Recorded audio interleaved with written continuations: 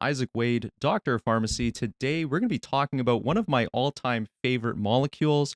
We're going to be talking about bupropion. So bupropion is a type of antidepressant with a unique mechanism of action that makes it superior to a lot of the other antidepressants in a couple different criteria that I want to touch upon, because regular antidepressants are like your serotonergic antidepressants, right? You like your selective serotonin reuptake inhibitors.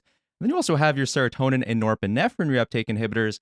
But what bupropion does, it actually inhibits the reuptake of both dopamine and norepinephrine. Okay, so that's unique mechanism of action, gives it some unique properties that I want to talk about. So today we're going to be talking about this molecule in a little bit more detail. I'm going to be talking about how safe it is, what kind of side effects to expect. We're going to be talking about its efficacy profile, how well does it work, and we're also going to be talking about how to take it and a couple different use cases that I think would be really good for this molecule. So if you like this type of content, feel free to like and subscribe, and let's get into the video. So just a couple of disclaimers before we get going.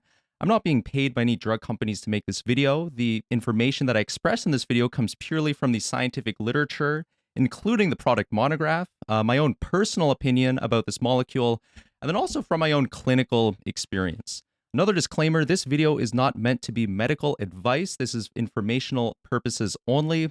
Always talk to your healthcare provider before making any changes to any of your medication. Bupropion, like I said, mechanism of action, it prevents the reuptake of dopamine and norepinephrine, so it pretty much just increases the amount of these two brain chemicals in your body. So the way that works is that like dopamine, this is the kind of like the pleasure neurotransmitter, and norepinephrine, this is more like the fight or flight neurotransmitter. Okay, so over time, bupropion has been demonstrated to be effective for a couple different conditions. The first one is major depressive disorder, so depression. The second one is seasonal affective disorder. So this is like depression that happens only in the winter time. And then the third condition that this medication is approved for is smoking cessation. So if you have difficulties trying to quit smoking, which is fantastic, by the way, well, not that you're having trouble, but that if you want to quit smoking, that's fantastic. But if you have a nicotine addiction, bupropion has been demonstrated to be effective for that condition as well if you're planning to quit smoking. There are a couple of other off-label indications that this medication has. Off-label indication means that doctors might prescribe it for some of these conditions, but there's not exactly as much evidence to support bupropion for these conditions. So a couple off-label indications include ADHD, right? So attention deficit hyperactivity disorder. It can also be effective for weight loss, especially if you combine it with another molecule called naltrexone. Bupropion has also been demonstrated to be effective if you combine it with another type of antidepressant. So if you're already taking, for example, a SSRI type antidepressant and it's not working for you, you can add bupropion on top of that and it might give it a little bit more efficacy.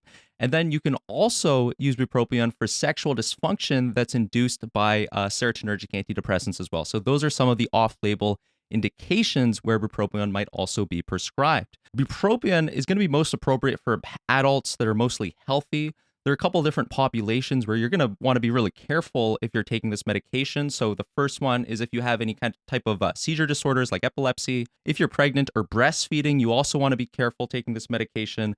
If you're a child, so less than the age of 18, you also want to be careful. And then also, if you have any type of eating disorders like bulimia or anorexia, it also might not be appropriate for you.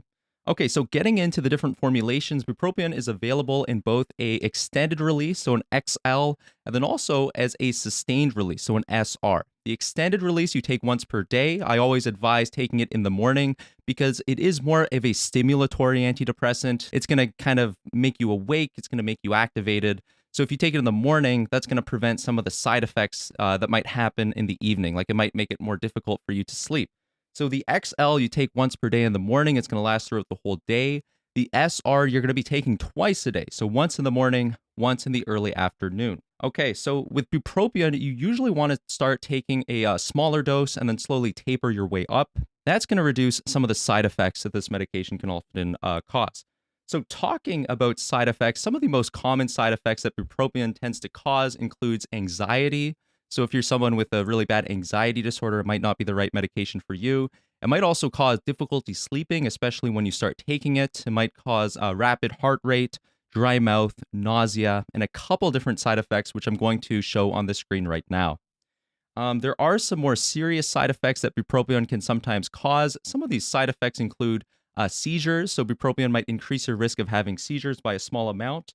Might also increase the risk of suicidal ideation. This is especially risky if you're someone who's a little bit younger, like if you're a teenager or if you're in your early 20s. I always advise my patients in these age groups to, tell someone that they trust that they're starting an antidepressant before they start it, just to have someone monitor them and see how they're doing. But again, these types of side effects are extremely rare. Most people are going to have more of the mild side effects, and these mild side effects are going to get better after a couple of weeks.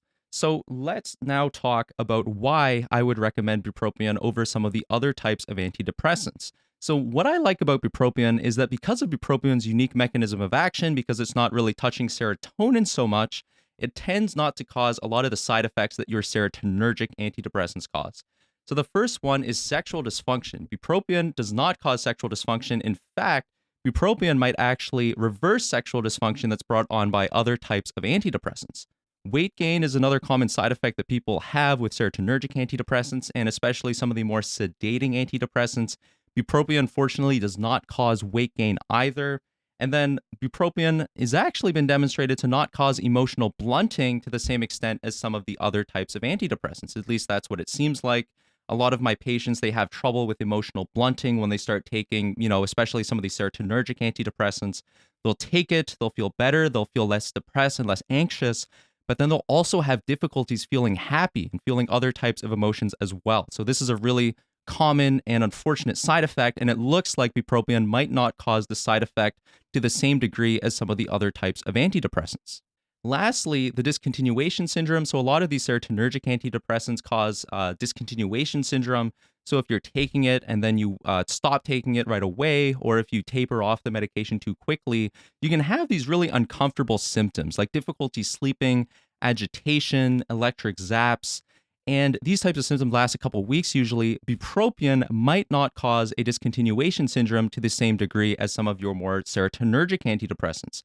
At the same time, it is possible that bupropion causes a discontinuation syndrome, so I'd recommend, tapering off slowly, but it's less risky, I would say, than some of the other types of antidepressants. Let's talk about drug-drug interactions, okay? So first of all, you can smoke with bupropion. That's completely fine if you're using nicotine or tobacco-type products. Bupropion has been studied in the context of helping people quit these types of products, and therefore it's extremely safe if you're a smoker. On the other hand, if you're drinking alcohol, bupropion might not be safe if you're drinking alcohol, mainly because bupropion increases the risk of seizures, and at the same time, alcohol also increases the risk of seizures, especially when you're coming off alcohol. Same thing with benzodiazepines, and for that reason, I wouldn't recommend bupropion with alcohol or benzodiazepines. CNS, so central nervous system stimulants, there is a little bit of an interaction here. Bupropion is also a central nervous system stimulant. So mixing it with other types of CNS stimulants like Adderall, like amphetamine, like Vyvanse, like some of the recreational drugs like cocaine and methamphetamine, not going to be a great idea. Even coffee, you're going to want to be careful with. Not saying it's completely contraindicated that you absolutely can't take them together. Just saying you got to be a little bit careful if you plan on using this combination of drugs. You might be getting a little bit more stimulation than you were bargaining for. So I just want to correct myself here. It looks like bupropion and CNS stimulants also shouldn't be mixed because of the potential for seizures. A lot of these types of drugs increase the risk for seizures. Same thing with bupropion. And for that reason, I'd be cautious if you intend on mixing bupropion with other types of CNS stimulants. Okay, so next one, cannabis. It's probably okay to combine bupropion with cannabis. In the literature, there haven't really been any reports of big interactions between bupropion and cannabis. At the same time, because cannabis has been illegal for so long, it hasn't really been studied to the same extent as some of the other types of drugs. So I'd be cautious if you plan on mixing bupropion with cannabis, but it looks like this combination is fairly safe. All right, let's talk about abuse potential. In my previous video that I made on escitalopram, which is a selective serotonin reuptake inhibitor, I said that there is pretty much no abuse potential with this type of medication.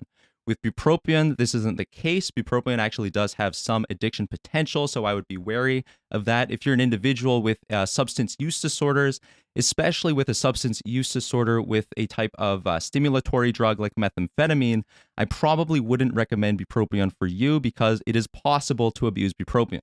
At the same time, if you do intend to abuse bupropion, if you do intend to take bupropion in a way that is not recommended or take a dose that is higher than what's been prescribed to you, I wouldn't recommend that either, mainly because it increases the chances of really severe side effects like seizures.